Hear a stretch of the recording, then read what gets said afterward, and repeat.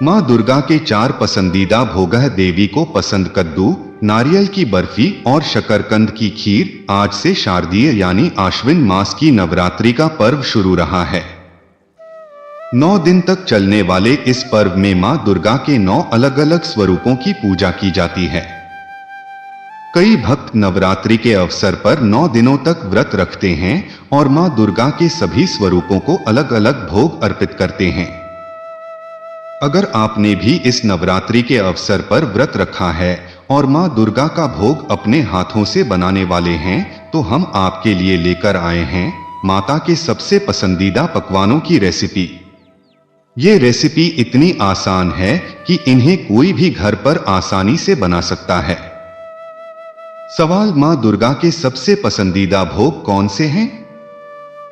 जवाब, नवरात्र में माँ दुर्गा के 9 स्वरूपों की पूजा अर्चना के साथ भोग का भी बहुत महत्व है। देवी के हर स्वरूप को अलग अलग भोग अर्पित किए जाते हैं। जैसे किसी देवी को मालपुआ, किसी को दूध से बनी चीजें और किसी को नारियल से बनी चीजों का भोग लगाया जाता है। चलिए जानते हैं कि मां शैलपुत्री से लेकर मां सिद्धिदात्री तक किस देवी को किस चीज का भोग लगाया जाता है। दिन 1, नवरात्रि की शुरुआत माता के प्रथम स्वरूप मां शैलपुत्री की पूजा अर्चना से होती है। इस दिन मां शैलपुत्री को कद्दू की बर्फी, हलवा और मिष्ठान का भोग लगाया जाता है। दिन 2, दूसरे दिन माता के दूसरे स्वरूप मां ब्रह्मचारिणी की पूजा की जाती है। इस दिन शक्कर से बने पंचामृत, फल, दही और मेवे का भोग लगाया जाता है। दिन 3, नवरात्रि के तीसरे दिन मां चंद्रघंटा की पूजा अर्चना की जाती है। मां चंद्रघंटा को दूध, खीर और पंचामृत से बनी चीजों का भोग लगाया जाता है।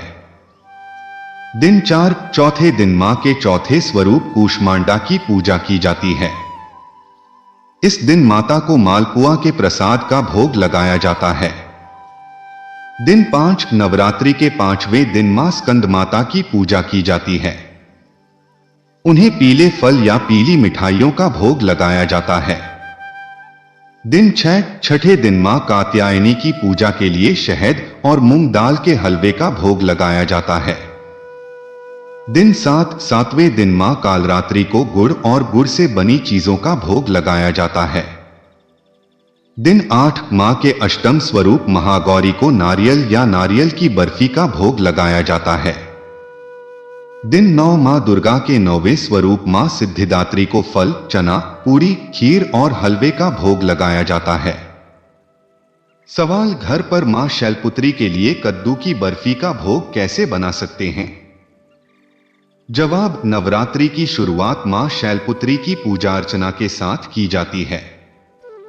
पारंपरिक रूप से मां शैलपुत्री को कद्दू की बर्फी का भोग चढ़ाया जाता है। ऐसी मान्यता है कि मां शैलपुत्री को कद्दू की बर्फी अत्यंत प्रिय है। घर पर मां शैलपुत्री के प्रसाद कद्दू की बर्फी का भोग बनाने के लिए नीचे दिए ग्राफिक से पूरी विधि समझ सकते हैं। सवाल, घर पर मां कूष्मांडा के लिए मालपुआ का भोग कैसे बना सकते हैं? जवाब, नवरात्रि के चौथे दिन मां दुर्गा के चौथे स्वरूप मां कूष्मांडा की पूजा अर्चना की जाती है।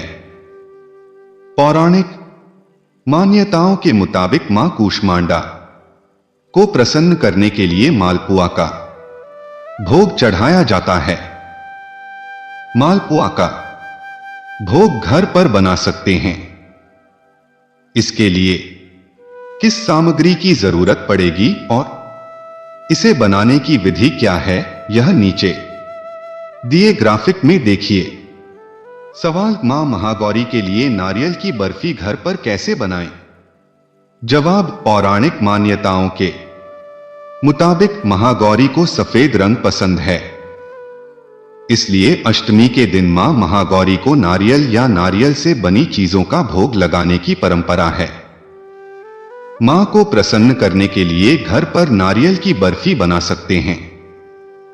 सवाल, घर पर शकरकंद की खीर कैसे बना सकते हैं? जवाब, नवरात्रि के व्रत के समय आप घर पर शकरकंद की खीर बना सकते हैं। इससे न सिर्फ आप माता को भोग लगा सकते हैं, बल्कि व्रत के दौरान इसे खा भी सकते हैं। जिन लोगों को व्रत के दौरान मीठा खाने की क्रेविंग होती है, उनके लिए यह एक अच्छा ऑप्शन है। यह पौष्टिक होने के साथ पाचन तंत्र को भी दुरुस्त रखने में मददगार होता है।